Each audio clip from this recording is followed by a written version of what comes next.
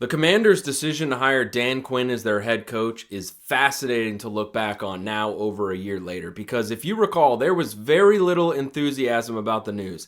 If anything, most fans seemed to be disappointed and plenty were flat out angry. A lot of people wanted them to hire an offensive mind like Ben Johnson. Quinn also didn't seem to be their first choice, and he happened to have a lot of similarities to Ron Rivera, which did not help.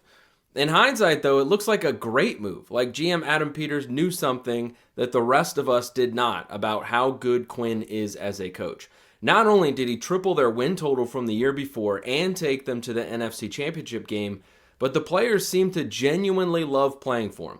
Also, he hired a great staff of assistants and he seemed to push the right buttons in games. They were historically good on fourth down and they won a lot of close ones, which required good coaching. In addition to Jaden Daniels, of course, working his magic. Now, it's too early to claim victory one way or another here.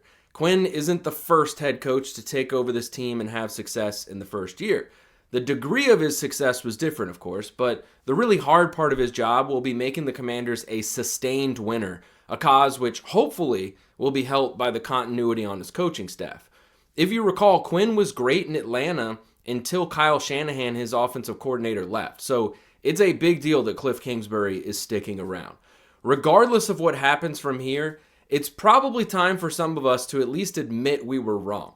I try to be pretty transparent with my takes, and while I wasn't exactly outraged when they hired Quinn, I was disappointed. I thought if they were going to go that route with a defensive coach, then just hire Mike Vrabel or even Bill Belichick. But in retrospect, I'm obviously happy with Quinn, who deserves plenty of credit for the turnaround, and perhaps more than he's gotten from fans. It seems like most of the praise has gone to Jaden Daniels, understandably, Adam Peters, maybe Josh Harris, and Terry McLaurin as well.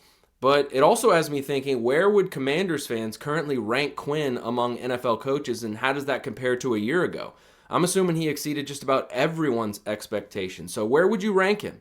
For me, I've got him between 10 and 15th. When before this season, I probably would have put him closer to 20th. So not a huge leap, but a leap nonetheless. Let me know your thoughts on Quinn in the comments.